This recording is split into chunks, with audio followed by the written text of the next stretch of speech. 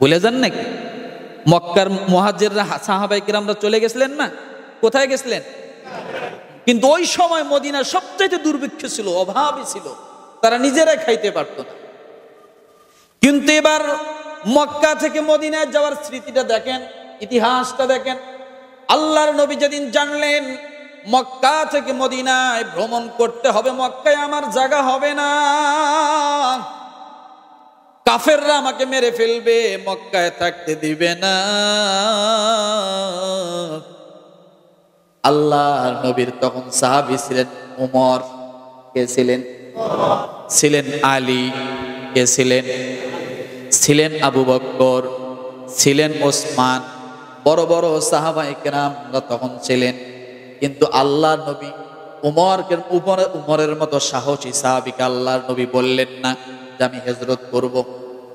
কারণ সবচাইতে শক্তিধর এবং সাহসী ব্যক্তির সঙ্গে রাস্তায় চললে তো সাহস এমনিই বাড়ে নাকি? সাহস বাড়ে না? শক্তিধর ব্যক্তি ছিলেন হযরত উমর। ইসলাম গ্রহণ করার আগে প্রতিদিন সে তার তলোয়ারের মধ্যে বিষ ব্যবহার করত। আমরা যেমন তেল ব্যবহার করি লোহার জিনিসে যাতে জং না ধরে, আল্লাহর নবীকে মারার জন্য হযরত উমর প্রতিদিন বিষ ব্যবহার করত তলোয়ারে, সাজায় গুজায় রাখতো প্রতিদিন, আর বারবার তলোয়ার দেখতো, এইটা দিয়ে মুহাম্মাদের কল্লা আমি কেটে ফেলবো। কত বড় শক্তিশালী এবং কত বড় সাহসওয়ালা হলে এই কাজ করার জন্য সামনে আগায়, কথা ঠিক কি? আল্লাহ পাক রব্বুল আলামিন ডাক দিয়ে বলে, উমর তুমি তলোয়ার ধার দাও, আর আমি আল্লাহ ঢাল হিসেবে তোমার জন্য তোমার ঘরের মধ্যে ব্যবস্থা করে রাখছি। উমর যখন তলোয়ার নিয়ে গেলেন আল্লাহর নবীকে কতল করার জন্য, মাথা আলাদা করার জন্য, 100 উট পুরস্কার পাবে। যখন উমর চলে যাচ্ছেন তলোয়ার নিয়ে আল্লাহর নবীর মাথা আলাদা করার জন্য, সাদ ইবনে আবি ওয়াক্কাস রাদিয়াল্লাহু তাআলা আনহুর কথা বর্ণনায় আসছে, তার সঙ্গে দেখা। ভাই উমর, এত গর্জন দিয়ে কোথায় যাচ্ছ? বলে কি বলো? এত গর্জন দিয়ে এত দ্রুত গতিতে কোথায় যাও? যে শুনেছি মুহাম্মদ নামে একজন ব্যক্তি মক্কায় নবী দাবি করে, সে অনেক দুশমনী করতেছে, তার গর্দান নিয়ে যাব। যখন এই কথা বললেন, সাদ ইবনে আবি ওয়াক্কাস রাদিয়াল্লাহু তাআলা আনহু ডাক দিয়ে বলে, ভাই উমর,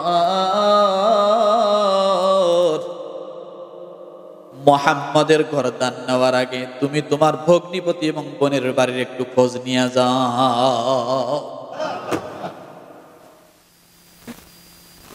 রক্ত গরম হয়ে গেল, আমার বোনের বাড়ি কেন যাব? বলে যাও আগে।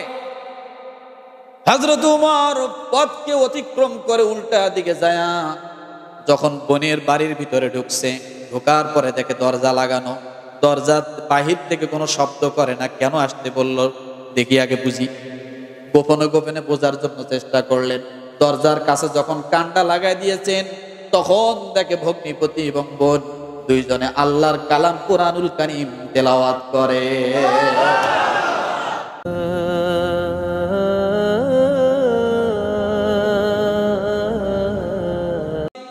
তোমরা যখন মসজিদের মধ্যে প্রবেশ করবা, তোমরা ভালো ভালো পোশাক পরো, পরিষ্কার পোশাক পরো। তাইলে বোঝা গেল নামাজ যখন পড়তে আসবো ভালো একটা পোশাকের দরকার আছে না? না আছে না? ভালো একটা পোশাক মানে টাকা ছাড়া হবে? হবে? হবে না। তো এইভাবে এরপর আপনি যদি ইমানের কথা বলেন, আল্লাহ তখন কি বলেছেন দেখেন। আপনি যখন ইমান এখনো আনেননি, আনবেন। আনার আগে আল্লাহ বলেন, ফাআলাম আন্নাহু লা ইলাহা ইল্লাল্লাহু ওয়াস্তাগফির লিযামবিক। আল্লাহ বলেন ইমান আনার আগে ইমানের বিষয়গুলো ভালো করে জেনে নাও। কি করো? ইমান আনার আগে ইমানের বিষয়গুলো ভালো করে জেনে নাও। এবার বলেন, জানতে হলে অর্থের খরচ হতে হবে কিনা? কথা বলেন। জানার জন্য অর্থের খরচের প্রয়োজন, কারণ আপনার কাছে যদি অর্থ না থাকে জানা হবে না। এই জন্য অর্থের সাথে আল্লাহ ইসলামের একটা ভালো সম্পর্ক তৈরি করে দিয়েছেন। আল্লাহ নবী জনাবে মুহাম্মদুর রাসূলুল্লাহ সাল্লাল্লাহু আলাইহি ওয়াসাল্লাম 40 বছর বয়সে তিনি নবুয়তের স্বঘোষিত স্থান, নবুয়তের স্বঘোষিত নবুয়ত প্রাপ্ত হয়ে যাবেন, আল্লাহ প্রকাশ করে দিবেন তিনি নবী কোরআনের মাধ্যমে। কিন্তু রাসূলুল্লাহ সাল্লাল্লাহু আলাইহি ওয়াসাল্লাম তাকে 25 বছর বয়সে একজন ব্যবসায়ীর সঙ্গে সম্পর্ক করে দিলেন। কার সঙ্গে? কথা বলেন না। 25 বছর বয়সে আল্লাহ তাআলা একজন ব্যবসায়ীর সঙ্গে সম্পর্ক করে দিলেন। আল্লাহর নবী খাদিজাতুল কুবরা রাদিয়াল্লাহু তাআলা আনহার কাছে তার চাচা নিয়ে যা দিলেন, আমার একটা ভাতিজা আছে ইতিম, তাকে তোমার ব্যবসাতে আমি বিশ্বস্ততার সঙ্গে দিতে পারি। বলল সে কি আমানতদার? বলে হ্যাঁ, বড় আমানতদার। ব্যবসায়ীর সঙ্গে আল্লাহ সম্পর্ক কেমনে জোড়ায় দিলেন। খাদিজা রাদিয়াল্লাহু তাআলা আনহার সঙ্গে যখন তার পরিচয় হয়ে গেল, ব্যবসায়িক পরিচয় হয়ে গেল, এরপরে আল্লাহ রাব্বুল আলামিন জানায় দিচ্ছেন, খাদিজা এবার তোমার জন্য হলো উত্তম সময় সুযোগ। তুমি যদি এই আমানতদারকে আল আমিনকে বিশ্বস্ততাকে আপন বানায় নিতে পারো, আল্লাহ তাআলা তোমার দু জাহান বড় কামিয়াব করে দিবে। আর আল্লাহ ভালো জানেন, আমার নবী যদি নবুয়ত প্রাপ্তি হয়, দাওয়াতের কাজ করে, অর্থের প্রয়োজন হবে, হবে কি হবে না? আল্লাহ এমন সুন্দর করে ঘটনা চক্র করে দিয়ে রব্বুল আলামিন খাদিজার সঙ্গে আমার রাসূলকে বিবাহ পড়ায় দিলেন। আল্লাহ জানায় দিলেন, নবীজি আপনার অর্থের কোনো চিন্তা নাই, এই খাদিজার যত সম্পদ আছে সব সম্পদ আমি আল্লাহ আপনার জন্য হালাল করে দিলাম, সব আপনাকে মালিক বানায় দিলাম। সুবহানাল্লাহ বলে। সব কি করলাম? আপনাকে মালিক বানায় দিলাম, আপনি কিসের চিন্তা করেন? আল্লাহর নবী যখন খাদিজাতুল কুবরা রাদিয়াল্লাহু তাআলা আনহাকে বিবাহ করলেন, এরপরে খাদিজাতুল কুবরা রাদিয়াল্লাহু তাআলা আনহা একদিন ডাক দিয়ে বলে, স্বামী আপনি কোনো চিন্তা করবেন না, আমি খাদিজা বয়োজ্যেষ্ঠ হয়ে যাচ্ছি, আমার এত কিছু স্মরণ থাকে না, আজকে থেকে আমার যত সম্পদ আছে সব সম্পদ আমি আপনার জন্য বিলীন করে দিয়ে দিলাম। রাসূল শক্তিশালী হয়ে গেলেন অর্থের দিক থেকে। এরপরে আল্লাহর নবী দাওয়াতের কাজ শুরু করে দিলেন। দাওয়াতের কাজ যখন শুরু করে দিলেন, অর্থের যোগানের ব্যবস্থা আছে না নাই? জোরে বলেন। গরিব গরিব সাহাবীরা আল্লাহ রসুলের কাছে আসে ইসলাম গ্রহণ করে, আল্লাহর নবী তাদের খাওয়া থাকার ব্যবস্থা শুরু করে দিলেন। এরপরে ওই যে অর্থ সম্পদ থেকে আল্লাহ তাআলা তার ব্যবস্থা করলেন। তাহলে বোঝা গেল ইসলাম প্রসারিত হওয়ার শুরুর দিক থেকে অর্থের যোগানের প্রয়োজন ছিল, আল্লাহ ব্যবস্থা করছেন। কার মাধ্যমে? খাদিজার মাধ্যমে। খাদিজার সব সম্পদের মালিক খাদিজা রাদিয়াল্লাহু তাআলা আনহা আল্লাহর নবীকে দান করে দিলেন। ইয়া রাসূলুল্লাহ, আমার ব্যবসার যত সম্পদ আছে সব আপনার ইসলামের জন্য আমি দিয়ে দিলাম। খাদিজার সম্পদ দিয়ে যখন মক্কায় বিচরণ শুরু করলেন, ইসলামের দাওয়াত দেন, বিভিন্ন পর্যায়ে কাজ করেন, একজন অভাবী মহিলাকে দেখলে তার খাবারের ব্যবস্থা করেন। আল্লাহর নবী অল্প অল্প বাজার করে করে গরিব মানুষের বাড়ি বাড়ি পৌঁছায় দেন। এইভাবে খাদিজার সম্পদ দিয়ে ইসলামের দিকে মানুষকে আকৃষ্ট করা শুরু করলেন। এখন নবীজি আর মক্কায় থাকতে পারেন না। কে? নবীজি আর মক্কায় থাকতে পারেন না। 13 বছর কেটে গেল। এবার রাসূলকে মক্কা থেকে চলে যেতে হবে কোথায়? জোরে বলেন। মক্কা থেকে আল্লাহর নবীকে চলে যেতে হবে মদিনায়। কিন্তু মদিনায় তো আর খাদিজা নাই। আমি গত সপ্তাহে বলেছিলাম, পৃথিবীর জমিনে সবচাইতে অভাবী মানুষ ছিল হলো মদিনার মানুষ। সেই সময় সবচাইতে অভাবী ছিল। আর ওই অভাবীদের কাছে শরণার্থী হয়ে গেল কারা? মক্কার মানুষরা। ভুলে যান নাকি? মক্কার মুহাজিররা সাহাবায়ে কিরামরা চলে গেছিলেন না? কোথায় গেছিলেন? কিন্তু ওই সময় মদিনার সবচাইতে দুর্ভিক্ষ ছিল, অভাবী ছিল, তারা নিজেরাই খাইতে পারত না। কিন্তু এবার মক্কা থেকে মদিনায় যাওয়ার স্মৃতিটা দেখেন, ইতিহাসটা দেখেন। আল্লাহর নবী যেদিন জানলেন মক্কা থেকে মদিনায় ভ্রমণ করতে হবে, মক্কায় আমার জায়গা হবে না, কাফেররা আমাকে মেরে ফেলবে, মক্কায় থাকতে দিবে না। আল্লাহর নবীর তখন সাহাবী ছিলেন উমর, কে ছিলেন? ছিলেন আলী, কে ছিলেন? ছিলেন আবু বকর, ছিলেন ওসমান, বড় বড় সাহাবায়ে কেরামরা তখন ছিলেন। কিন্তু আল্লাহর নবী উমরের মতো সাহসী সাহাবীকে আল্লাহর নবী বললেন না যে আমি হিজরত করব। কারণ সবচাইতে শক্তিধর এবং সাহসী ব্যক্তির সঙ্গে রাস্তায় চললে তো সাহস এমনিই বাড়ে নাকি? সাহস বাড়ে না? শক্তিধর ব্যক্তি ছিলেন হযরত উমর।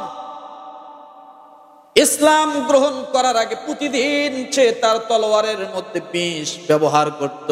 আমরা যেমন তেল ব্যবহার করি লোহার জিনিসে যাতে জং না ধরে, আল্লাহর নবীকে মারার জন্য হযরত উমর প্রতিদিন বিষ ব্যবহার করত তলোয়ারে, সাজায় গুজায় রাখতো প্রতিদিন, আর বারবার তলোয়ার দেখতো, এইটা দিয়ে মুহাম্মাদের কল্লা আমি কেটে ফেলবো। কত বড় শক্তিশালী এবং কত বড় সাহসওয়ালা হলে এই কাজ করার জন্য সামনে আগায়, কথা ঠিক কি? আল্লাহ পাক রব্বুল আলামিন ডাক দিয়ে বলে, উমর তুমি তলোয়ার ধার দাও, আর আমি আল্লাহ ঢাল হিসেবে তোমার জন্য তোমার ঘরের মধ্যে ব্যবস্থা করে রাখছি। উমর যখন তলোয়ার নিয়ে গেলেন আল্লাহর নবীকে কতল করার জন্য, মাথা আলাদা করার জন্য, 100 উট পুরস্কার পাবে।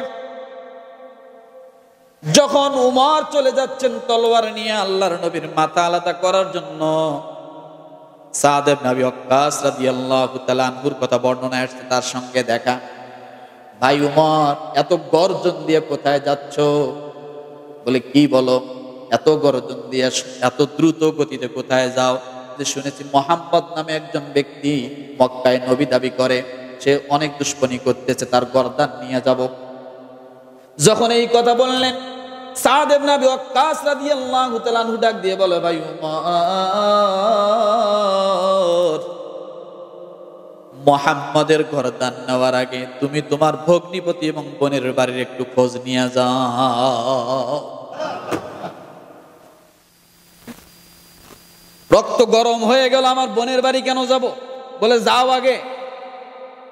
হযরত উমর পথকে অতিক্রম করে উল্টা দিকে যায়, যখন বোনের বাড়ির ভিতরে ঢুকছে, ঢোকার পরে দেখে দরজা লাগানো, দরজা বাহির থেকে কোনো শব্দ করে না। কেন আসতে বলল দেখি আগে বুঝি। গোপনে গোপনে বোঝার জন্য চেষ্টা করলেন। দরজার কাছে যখন কানটা লাগাই দিয়েছেন, তখন দেখে ভগ্নিপতি এবং বোন দুইজনে আল্লাহর কালাম কুরআনুল কারীম তেলাওয়াত করে। কি করে? কোরআন তেলাওয়াত করে, সূরা তাহা পড়ে। ওয়া আনা খতারতুকা ফাসতামি' লিমা ইউহা ইন্নানি আনাল্লাহ লা ইলাহা ইল্লা আনা ফা'বুদনি লা ইলাহা ইল্লা আনা ফা'বুদনি। যখন কোরআনুল কারীমের আয়াতটা উমরের কানের মধ্যে এসে ধাক্কা লেগেছে, এরপরে জোর দিয়ে দরজা ভেঙে বলতেছে কি পড়তেছিল। যখন এই দরজা ভাঙছে, দুইজন দুই দিকে, একজন খাটের উপরে, একজন খাটের তলে লুকাইছে, টান দিয়ে বাইর করেছে আর বলেছে, এই মুহূর্তে কোন শব্দ ব্যবহার করেছো বলো, কোন জিনিস তোমরা এখানে পড়তেছো দরজা লাগায়া? বলছে এই মুহূর্তে দেওয়া যাবে না, গোসল করতে হবে, উযু করতে হবে, তারপরে আসতে হবে। বললাম আমি সব রাজি আছি। সব রাজি থাকার পরে আল্লাহর কালামের আয়াতের টুকরা যখন তাদের সামনে আনলো, হযরত উমর দেখার সঙ্গে সঙ্গে মনটা অন্যরকম পাল্টে গেল। ডাক দিয়ে বলে, চলো আমি মুহাম্মাদের কাছে যাব। মুহাম্মাদুর রাসূলুল্লাহ সাল্লাল্লাহু আলাইহি ওয়াসাল্লামের কাছে যখন উমর গেলেন, যাওয়ার পরে ডাক দিয়ে যখন রসুলের চোখের সঙ্গে চোখ পড়ে গেছে, উমরের চোখের সঙ্গে চোখ পড়ার সঙ্গে সঙ্গে অটোমেটিক রসুলের প্রতি মায়া জেগে গেছে। কেন এই কথা বললাম? এটা বলার উদ্দেশ্য না, রসুল যখন হিজরত করেন তখন উমরের মতো সাহাবী ছিল কি ছিল না? জোরে বলেন ছিল কি ছিল না? যে উমর ঘোষণা করেছেন রসুল আপনি নামাজে দাঁড়ান, আমি উমর উপস্থিত। এমন কোন মায়ের পেটে জন্মগ্রহণ করে নাই কোন ব্যক্তি, আমি উপস্থিত থাকা অবস্থা আপনার কোন আক্রমণ করে, আপনার কোন ক্ষতি করে, আমি উমর দাঁড়িয়ে আছি, আপনি নামাজে দাঁড়িয়ে যান। কিন্তু হিজরতের সময় উমর উপস্থিত। আল্লাহর নবী উমরকে বললেন না, ওসমানকে বললেন না, আলী রাদিয়াল্লাহু তাআলা আনহুকে তো রেখেই চলে গেলেন তার বিছানায়। সাথী করলেন কাকে? আবু বকর সিদ্দিক রাদিয়াল্লাহু তাআলা আনহুকে আগে বলেছিলেন, আবু বকর আমার মনে হয় মক্কায় থাকা হবে না, আমাকে মক্কা ছেড়ে মদিনায় যেতে হবে। কিন্তু আবু বকর আমি আমার সাথী হিসেবে উমরকে না, ওসমানকে না, আলীকে না, আমার সাথী হিসেবে আমি তোমাকে সঙ্গে নিতে চাই। যেই দিন আল্লাহর নবী বললেন আবু বকর আমি তোমাকে সাথে নিতে চাই, দেখেন উমরের মতো তেজস্ক্রিয় সাহাবী আছে বললেন না, কিন্তু আবু বকরের মতো সাহাবীকে বললেন। অথচ আল্লাহ পাক রব্বুল আলামিন ডাক দিয়ে বলেন, হাবিব আপনি বলে দেন আরহামু উম্মতি বি উম্মতি আবু বকর। পৃথিবীর জমিনে যত মানুষ জন্মগ্রহণ করেছে তার মধ্যে সবচাইতে নরম দিলওয়ালা মানুষ হলো আবু বকর। আচ্ছা বলেন রসুল এখন হিজরত করবে, এখানে কি নরম দিলওয়ালা মানুষের কাজ? বলেন তো, নাকি গরম দিলওয়ালা মানুষের কাজ? কারণ সামনে যেন কোনো ঝড়ঝাপটা বিপদ আপদ না আসে, কথা ঠিক কিনা? কিন্তু রসুল কাকে নির্বাচন করলেন? শক্তিশালী না দুর্বলকে? আরহামু উম্মতি বি উম্মতি আবু বকর, সবচেয়ে আরহাম নরম দিলের সাহাবীকে রসুল বললেন আমার মনে হয় আর মক্কায় থাকা হবে না, আমাকে হিজরত করতে হবে, আমার মন চায় তোমাকে সাথে নিতে। যেদিন এই কথা বলেছেন ওই দিন সঙ্গে সঙ্গে আল্লাহর নবীর দরবার থেকে বাড়িতে যাইয়া হযরত আবু বকর সিদ্দিক রাদিয়াল্লাহু তাআলা আনহু বাড়ি থেকে টাকা আনিয়া সওয়ারির জন্য, হিজরতের জন্য বিশাল সুন্দর করে একটা ঘোড়া কিনে ফেলেছে অথবা উট কিনে ফেলেছে। কি কিনলেন? কি কিনলেন? এবার বোঝেন তো, উমরকে যদি ওই মুহূর্তে নিত উট কিনতে পারত? কথা বলে সওয়ারি কিনতে পারত না। সওয়ারি যে কিনতে পারবে রসুল তাকে সাথে নিচ্ছে। 6 মাস আগে সওয়ারি কেনা শেষ, এরপরে 6 মাস ধরে তারা খাওয়ায়, তারা লালন পালন করে, তারা প্রতিদিন কি করে, এরপরে আল্লাহর নবীর জন্য সে অপেক্ষা করে, খাওয়া দাওয়ার ব্যবস্থা তার ঘরে হয়। তাইলে বোঝা গেল ইসলামের শুরু লগ্নে অর্থের যোগান দিয়েছে খাদিজা রাদিয়াল্লাহু তাআলা আনহা, আর হিজরতের সময় অর্থের যোগান দিয়ে সওয়ারি নিয়ে আল্লাহ রসুলকে সাথে নিয়ে তার ঘরের খাবার সহ নিয়ে মদিনায়, মক্কার ইসলাম মদিনায় নিয়ে গেছেন। এখানেও অর্থের যোগান আছে না নাই?